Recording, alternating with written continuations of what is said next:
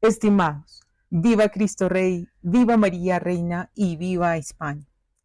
Dos Banderas es un canal que en su caja de información, si han podido ustedes observar, se presenta como un canal católico, apostólico y romano, fieles y devotos a la Santísima Virgen María y a nuestro Padre San José. También se presenta como un canal integrista, hispánico y creado para extender el reinado social de Dios nuestro Señor Jesucristo. Es importante insistir en por qué en este canal pretendemos, buscamos, queremos, deseamos mantenernos católicos, ya que no adherimos a los cambios, y usaré una expresión, zanjados con el Concilio Vaticano II, pues realmente se concretaron allí estos cambios. Nosotros afirmamos, por ejemplo, que el último Papa fue Su Santidad Pío XII y reconocemos como último Papa Santo a San Pío X.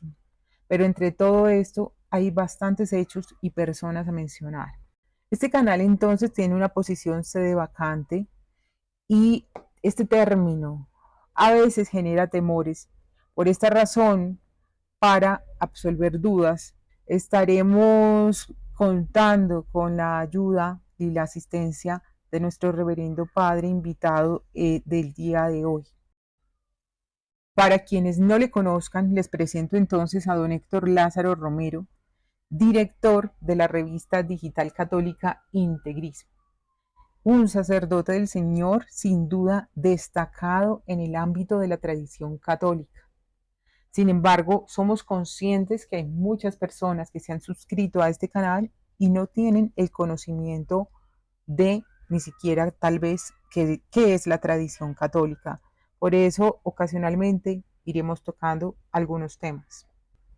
El reverendo padre Héctor Lázaro comenzó su formación en el Seminario de la Fraternidad Sacerdotal San Pío X en 1992. Luego de años de estudios, 6 años, fue ordenado sacerdote en 1997 por el señor obispo Richard Williamson. Estuvo en el Priorato de Buenos Aires hasta el año del señor 2004, cuando se vio forzado a abandonar la congregación a causa de un problema de salud. El padre entonces decide mantenerse fiel a sus convicciones doctrinales y esto implicó no regresar a la fraternidad.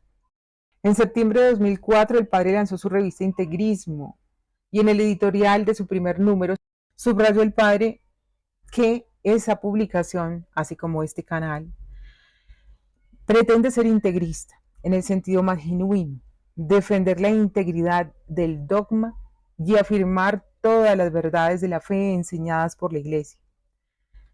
Insistimos, eso queremos y pretendemos en Dos Banderas.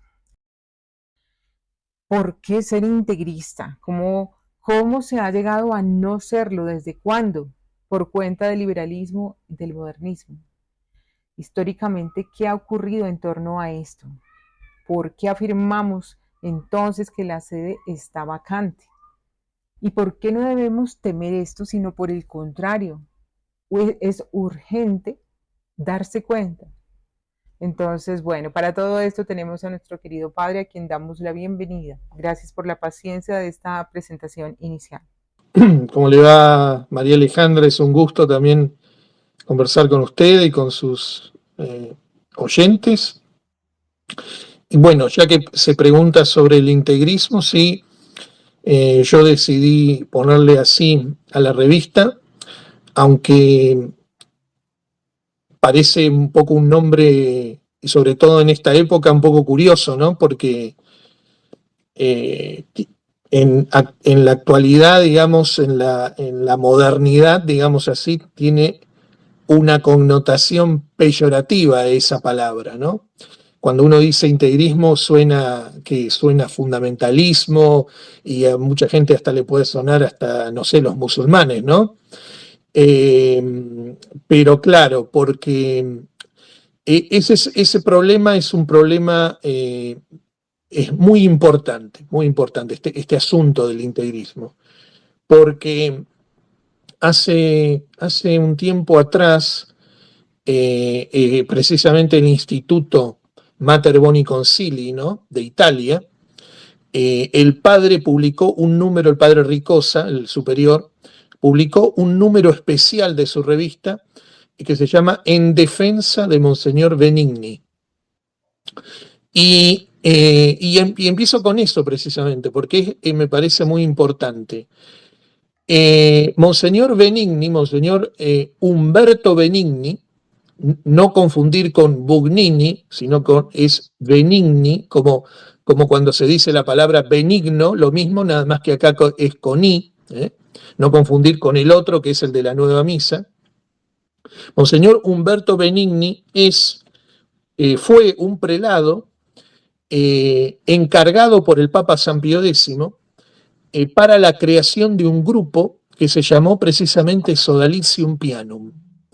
Era una asociación que se dedicaba a investigar a los sacerdotes, a los obispos y ver quiénes eran infiltrados modernistas.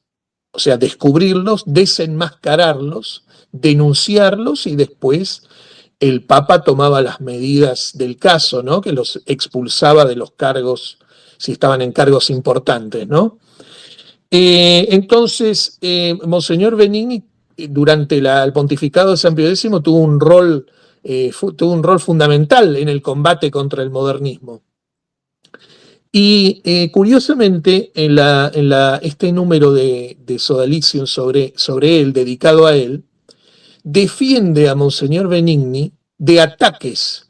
Y los ataques son de que, curiosamente, hace poco tiempo hubo un estudio, no creo que está en español ese estudio, pero apareció en Europa, acerca de Monseñor Benigni, acerca de en francés se usa la palabra réseau, que sería como la organización, vamos a decir así, de Benigni. Y esta autora lo pone a Monseñor Benigni como, digamos así, el fascismo católico, ¿no? Era el fascismo, y también hay otras razones por las cuales está ligado a la cuestión fascista, que son históricas, ¿no? Pero que son injustas, ¿no? Y es para catalogar así, esa es la ultraderecha católica, y Monseñor Benigni ahí es acusado, es puesto como, digamos que la parte antisemita, directamente, fascista, antisemita, más o menos, ese es un poco el argumento, y por supuesto dicen de todo de él, contra él, y contra San Pío X, ¿no?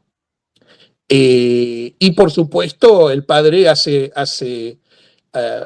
digamos, aclara que por supuesto este libro y los estudios de la persona que hace el libro están financiados por, evidentemente sabemos quién, ¿no? Si es acusado de estas cosas, ¿no? O por quiénes, ¿no? Pero entonces que digamos que el mundo, que estos poderes del mundo, ¿no? Sionistas, por ejemplo, ataquen a San Pío X, ataquen al brazo derecho de San Pío X, no sorprende. No sorprende, ¿no? Lo que sí sorprende es que el padre Ricosa tuvo que defender a Monseñor Benigni no solamente de los ataques de estas personas, sino de ataques venidos ahora de la parte llamada tradicionalista, de críticas de los tradicionalistas hacia Monseñor Benigni. Y no es la primera vez, él se refiere a un sacerdote en particular, pero que está en medios relacionados con la Fraternidad San Pío X, pero no es la primera vez que, por ejemplo, en medios relacionados con la Fraternidad San Pío X se hace crítica de esto, de Monseñor Benigni, del integrismo de la época, y en última instancia del propio San Pío X, que es lo curioso, ¿no? Porque esto termina tocando, como no puede ser de otra manera, a San Pío X. Y el padre Ricosa habla, por ejemplo, de que una revista de la fraternidad, hace muchos años, la revista del distrito francés de la fraternidad, había publicado críticas hacia Monseñor Benigni. Entonces, fíjese usted cuál es aquí el verdadero problema, ya que hablamos, ¿no?, de la historia, de cómo recuerdo aquella frase, ¿no?, que hace poco volví a leer, de aquellos lodos estos fangos, ¿no?, o estos barros, ¿no? Fíjese usted, ¿no?, que los propios que se llaman a sí mismos tradicionalistas católicos y cuya fraternidad lleva el nombre del patrono del antimodernismo, que es San Pío X, que ellos mismos critiquen la organización antimodernista o al prelado que puso en marcha las medidas que evidentemente eran aprobadas por San Pío X, ¿no? Entonces, como usted dice, sí, la historia es muy importante. Y yo quisiera que este estudio del padre Ricosa fue traducido al español, ahora están en internet. Yo hice una revisión de ese material y es muy importante ese estudio, porque le muestra muy bien cómo es que se llegó a esto, a donde estamos.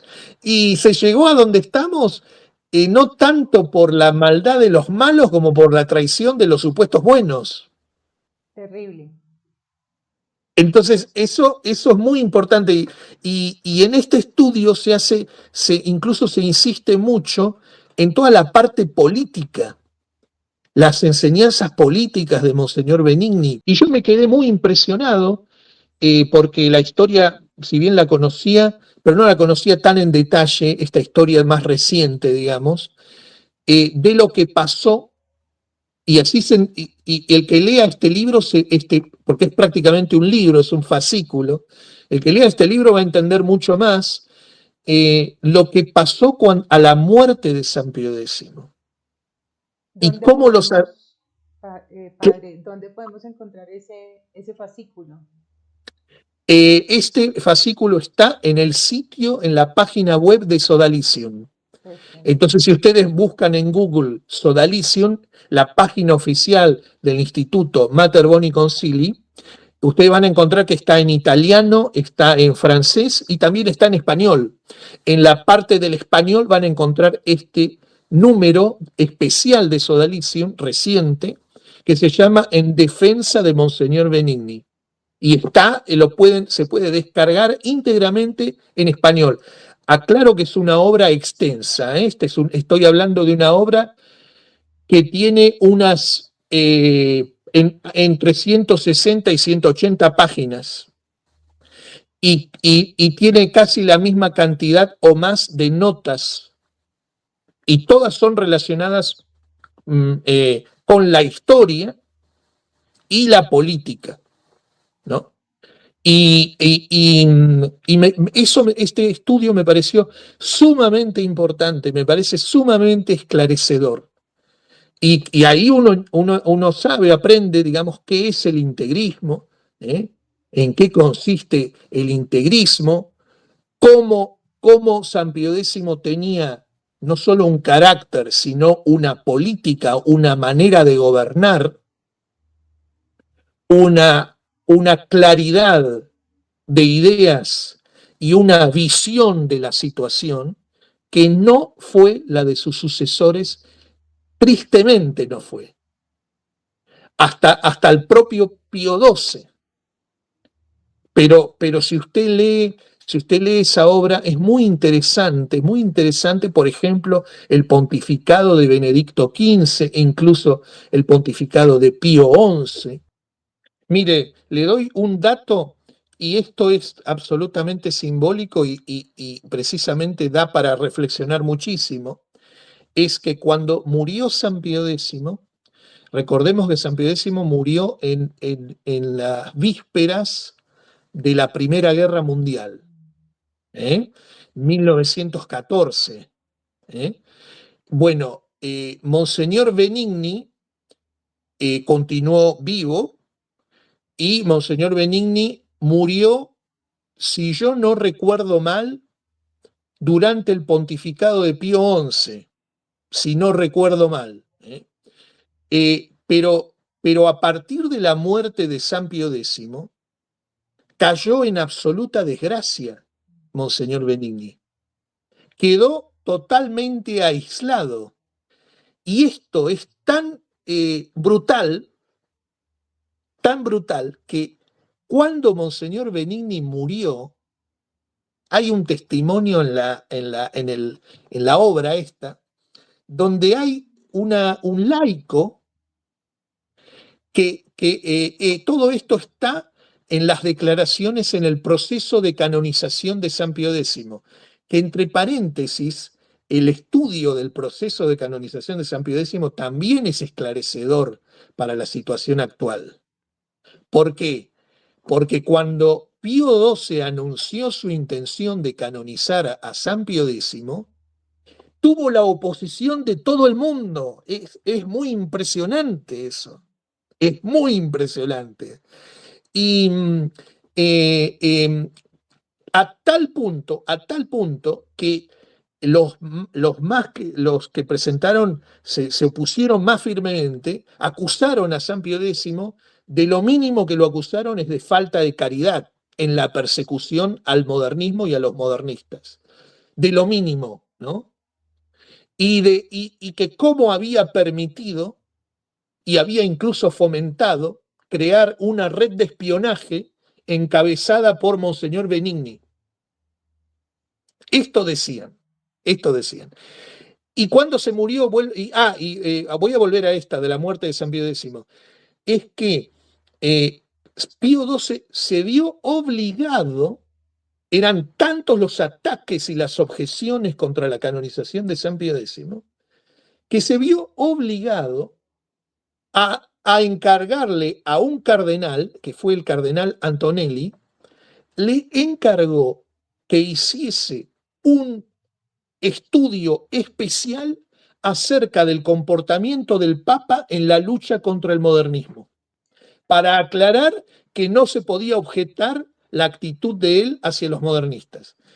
Este trabajo, contestar a las objeciones de esta gente que atacaba a San Pío X, fue reunida en una obra que se llamó La Disquisicio, que era, si tuviéramos que traducirlo literalmente, disquisición acerca de la actitud del sumo pontífice Pío X en la lucha contra el modernismo.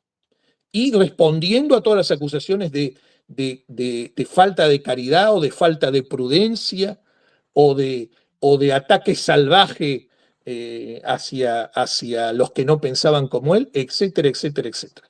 Y volviendo a los funerales de Monseñor Benigni, uno de los testimonios durante la canonización de San Pío X dijo, ¿qué funeral el de Monseñor Benigni? Había gente que representaba con algunos uniformes del ejército, habían bastantes laicos y solamente, creo que dijo, no sé si dijo 3 o 4 sacerdotes. Y quiere que diga una cosa, creo que dijo todavía menos. Esto, y estoy hablando del funeral del prelado que fue el gran aliado de San Pío X durante los años del pontificado de San Pío X. Casi no había clero en su funeral. Bueno, con eso yo ya o sea, cuando uno lee esto se da cuenta porque las cosas no pasaron así porque sí, ¿no? Claro, y entonces es eso, el integrismo, esto que usted preguntaba, el integrismo es que viene de integridad de la fe, integridad del dogma, integridad de la moral, y se refiere a la defensa a ultranza de los principios que defiende la Iglesia, tanto a nivel religioso como a nivel político. Este integrismo se puede resumir en un discurso también de San Pío X, que quizás usted conoce. Este discurso está mencionado en este fascículo también, está en la página web del Vaticano. Es un discurso, se llama A la Unión Apostólica. Es un discurso de San Pío X y las palabras con que comienza es cuando se ama al Papa, dice. Y una de las cosas que dice, parece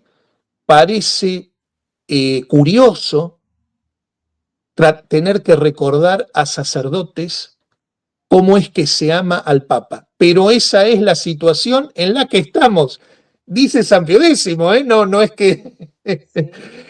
Y entonces dice, cuando se ama al Papa, no se discuten sus órdenes.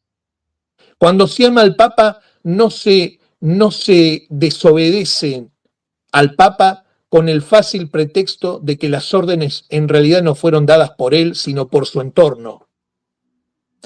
Cuando se ama al Papa, no hace falta que el Papa sea explícito, sino que se hacen esfuerzos por apegarse a sus deseos y por ponerlos en práctica. Cuando se ama al Papa, el Papa no tiene que hablar de manera tan explícita y dar todos los detalles de lo que quiso decir en una orden para ser obedecido, etcétera, etcétera, etcétera. Bueno, esto es un poco el integrismo católico, digamos, ese amor a la Iglesia y al Papa que intenta ser total, sin reservas, y para eso sigue a ultranza estos principios de la Iglesia.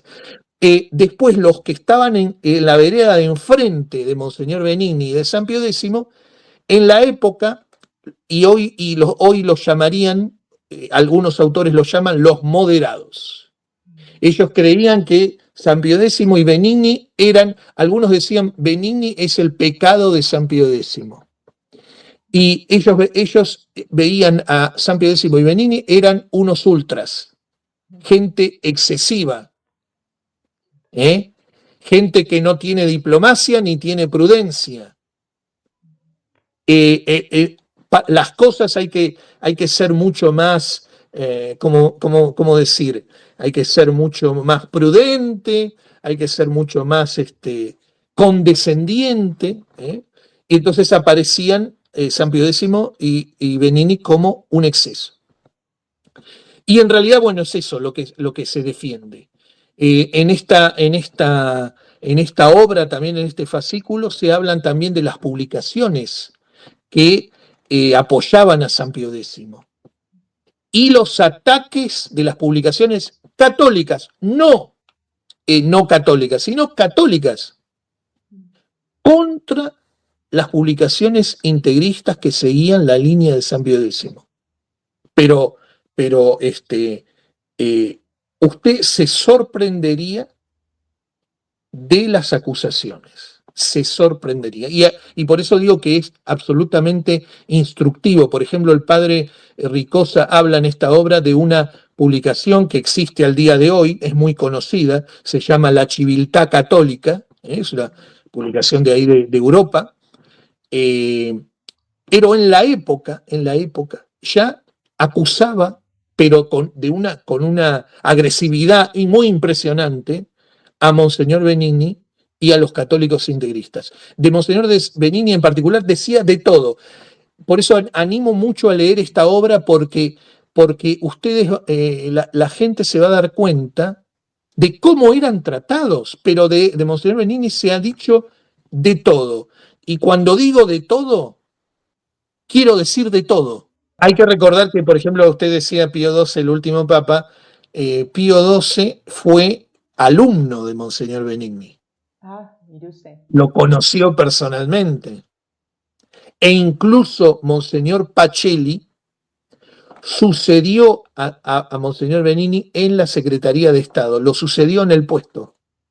O sea, Monseñor Pacelli tenía una relación, aunque Pío XII no, como dice el padre Ricosa, ¿no? Aunque Pío XII, por diversas razones, uno no lo calificaría de integrista, porque seguir la línea de San Pío X tiene que quedar bien en claro que lo que estamos diciendo no es que como si San Pío X fuera el último papa, ¿no? Y los demás papas que vinieron después hasta Pío XII, no. Lo que queremos decir con esto es que la visión de San Pío X, la manera de gobernar, la clarividencia de la situación de la Iglesia que tenía San Pío X, desgraciadamente no fue la de los sucesores de él.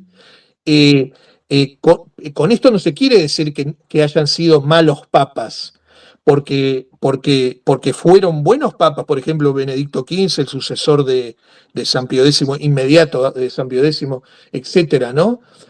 Pero no siguieron la línea de él. Es más, Benedicto XV, por ciertas medidas que tomó, por ejemplo, la supresión del Sodalicium Pianum, que es obra de Benedicto XV, ellos consideraban, por ejemplo, que la crisis modernista había pasado, que San Pío X había liquidado al modernismo. Ahí se puede entender lo que intentamos decir, ¿no? Entre un pontificado y el otro. Benedicto XV es un papa perfectamente católico, no está pretendiendo uno decir nada que vaya en contra de eso, ¿no? Incluso Pío XI, etcétera, ¿no? Pero no era lo mismo que San Pío X. Si la Iglesia hubiese tenido un hombre como San Pío X al frente, el Vaticano II hubiera sido imposible. No hubiese sucedido. Todo ese tema está extensamente tratado con mucho detalle por el padre Ricosa. La actitud de la Santa Sede durante el pontificado de San Pío X y posteriormente, y el papel desarrollado por algunos eclesiásticos. Antes le mencioné el director de la Civiltà Católica, de esta revista, era un jesuita llamado Padre Rosa, que algunos autores en la actualidad digamos que lo ponen ahí en un papel destacado y sin embargo fue un enemigo de los integristas. Y también otros eclesiásticos como por ejemplo el cardenal Gasparri. Es interesante también ver el cardenal Gasparri que tuvo poder, ¿no? Hasta Pío XI tuvo poder, tuvo puestos importantes ahí en la que es la política, ¿no? De la Santa Sede, etcétera. Y la actitud que tuvieron también, y cómo trabajaron, por ejemplo, en contra de Monseñor Benigni, para hacerlo. Gasparri es el que lo saca, el que quiere sacarlo, digamos, a Benigni del Vaticano, de la Santa Sede, etc. Y todo eso es muy interesante. La política, cómo se comportaba la Santa Sede, ¿no? en la época de San Pío X, después, hasta también, por ejemplo, la actitud de Roncalli o de Montini, por ejemplo, hablando del Partido Popular, como el padre de Montini, del futuro Pablo VI, era un demócrata cristiano, más bien socialista, y cómo había en esta juventud de Montini cómo respiraba un odio hacia lo que representaba San Pío X. Que después va a explicar, ¿no? Lo que va a pasar después, ¿no? Más adelante, sí. Es muy interesante, por ejemplo, en el pontificado de San Pío X. San Pío X tiene una encíclica importante que tiene que ver con política, que se llama Notre Charte Apostolique, que es en francés, ¿no? Sobre la separación de la Iglesia y el Estado en Francia, como por ejemplo el Estado masónico francés hizo maniobras para obligar, para someter en realidad a la Iglesia a su poder, digamos. La Iglesia tenía que aceptar las condiciones que ponía el Estado para poder quedarse o para poder tener participación en las iglesias y poder poseer las iglesias, y tenía que someterse a todas las políticas anticatólicas del Estado francés. Y resulta que San Pío X hizo una cosa que era impensable en la época, y es que dijo, bueno, si es así, la Iglesia no lo acepta y prefiere quedarse sin los templos, cosa que jamás pensó el Estado que la Iglesia iba a hacer. Otro papa quizás hubiera negociado digamos, sin embargo, San Pío X dijo, no, preferimos que la Iglesia sea pobre antes que someterla al poder temporal anticatólico, digamos, ¿no? Y después también, por ejemplo, si hablamos del Partido Popular, la democracia cristiana, etcétera, la condena de un movimiento en Francia que se llamaba Les Sillons, y que estaba encabezado por un cierto Marc Sarnier, y cuyas ideas eran ideas liberales, ¿no? Y que fue condenado por San Pío X, pero después terminó, a la muerte de San Pío X, terminó casi rehabilitado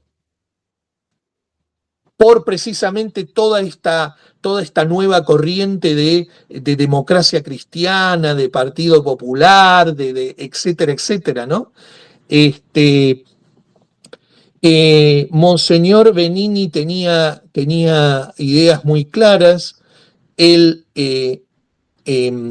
defendía, como digo, a ultranza los principios de la Iglesia, y solamente podía admitir una cierta colaboración o una cierta tolerancia o una cierta participación de los católicos, a veces con movimientos que no eran enteramente católicos, con ciertos límites que en el caso de él estaban muy claros también. Pero siempre, ahí lo tienen también en esta obra, ¿no? Cómo se insiste en decir que el liberalismo religioso, político, y como se presente, es siempre un pecado, ¿no? Por ejemplo. Entonces, bueno, es eso, ¿no? Esta cuestión, ¿no?, del Partido Popular, la actitud de la Santa Sede a la muerte de San Pío X no fue siempre la más coherente. No estamos diciendo que no sea católica, ¿no? Pero sí puede haber cometido graves errores, incluso estamos hablando del plano político y el plano prudencial. Humanamente hablando, la muerte de San Pío X, fue una catástrofe para la Iglesia. Fue una catástrofe. Desde la muerte de él, casi que se invirtió la política. Cuando hablo de la política, hablo no solo política, lo que entendemos por política nosotros, sino estoy hablando de la manera de gobernar, de la manera de considerar las cosas, ¿no? Y como digo, no hubo más vigilancia, o por lo menos como debía haberla habido, sobre las cuestiones, que tienen que ver con el modernismo. Fíjese usted que antes yo le mencioné al cardenal Gasparri. Cardenal Gasparri tiene un papel importante porque Gasparri es uno de los autores del Código de Derecho Canónico. El Código de Derecho Canónico es una obra empezada bajo el pontificado de San Pío X y que fue continuada por Benedicto XV y fue promulgada por Benedicto XV. Y usted sabe que el Gasparri, o sea que esto es importante aclararlo en este sentido, vuelvo a lo mismo, ¿no? Es decir, doctrinalmente, por ejemplo, en la cuestión del código no hay nada que decir, digamos, ¿no? Porque no se trata de ese problema, ¿no? Pero en otras cosas sí, en otras actitudes sí. Por ejemplo, Gasparri era amigo personal del padre Ernesto Buonaiuti. Si no me equivoco, ese era el apellido. Buonaiuti era el jefe del modernismo italiano, que San Pío X había excomulgado y reducido al estado, le había quitado la clericatura. Hay que entender que digamos, es un poco fuerte decirlo, pero es la realidad. Hay que entender que la iglesia de Pío XII, cuando hablo de la iglesia de Pío XII, estoy hablando de la curia de Pío XII, los obispos de Pío XII, los cardenales de Pío XII, terminaron eligiendo a Roncalli. Y también hay que entender que Roncalli fue nombrado cardenal por Pío XII. Pío XII no nombró cardenal a Montini, él lo nombró en una sede cardenalicia como es Milán, pero bajo Pío XII nunca fue cardenal Montini. Sin embargo, sí fue nombrado cardenal Juan XXIII. Y además que fue nombrado cardenal en una ceremonia curiosa, porque resulta que cuando fue nombrado cardenal Roncalli era nuncio apostólico en París, en Francia. Y había un concordato con la iglesia, un acuerdo con la iglesia, por el cual los reyes de Francia tenían el privilegio de poder imponer ellos el bonete de cardenal a los cardenales franceses o los cardenales que estaban en territorio francés, nombrados por el Papa. Ese privilegio fue como que pasó a los presidentes de Francia, aunque no era especialmente utilizado, porque tampoco a los presidentes masones de Francia les interesaba demasiado. Con una excepción, el presidente Vincent Auriol, socialista, amigo personal de Monseñor Roncalli, fue él el que le impuso el birrete cardenalicio a Roncalli, están las fotos. No fue Pío XII. Pío XII lo nombró, pero el que le impuso el bonete cardenalicio fue el presidente socialista de Francia. Eso es algo cuanto menos curioso, ¿no? Y además que en el caso de Roncalli no es lo único, ni mucho menos, ¿no? Tiene un pasado, tiene un pedigrí, como decimos, ¿no? De los perros, ¿no? Y lo mismo Monseñor Montini, ¿no? Lo mismo Monseñor Montini, son personas que siempre fueron modernistas. Por ejemplo, el cardenal Roncalli admiraba a Marc Sarnier, lo admiraba y lo escribió, además. Y es importante aclarar, porque a lo mejor estas cosas de historia que estamos diciendo, como usted bien dice, claro, es un público más restringido el que le puede llamar más la atención esto, porque mucha gente no sabe quién es, apenas saben quién es San Pío X, ¿no? Entonces, salvo los tradicionalistas, ¿no? Pero para el público más amplio que nos pueda estar escuchando, ¿de qué estamos hablando cuando estamos hablando de todo esto? ¿Y por qué? ¿De qué es lo que estamos criticando realmente? ¿O cuál es la posición correcta, no? Entonces, lo que decimos los tradicionalistas es que hay una ruptura entre la Iglesia anterior al Concilio Vaticano II, que recordemos que el Vaticano II es un concilio que tuvo lugar entre los años 1962 y 1965, que fue convocado por Juan XXIII, que hemos estado mencionando, y que fue clausurado por Pablo VI, porque Roncalli murió durante el concilio, ¿no? Este concilio reunió prácticamente al episcopado de todo el mundo. Normalmente los concilios, este tipo de concilios se llamarían ecuménicos, en el sentido de que representan a la Iglesia Universal, en ese sentido, ¿no? ¿Y cuál es el problema de este concilio? Porque en realidad este es el problema. Lo que estamos hablando hasta ahora son antecedentes, ¿no? Pero el problema explotó, digamos así. Es como si dijéramos que antes teníamos una bomba de tiempo, ¿no? O teníamos diferentes pequeños explosivos que fueron detonando, pero acá estaríamos hablando de la gran bomba, ¿no? Dos banderas, ad maiorem Dei gloriam.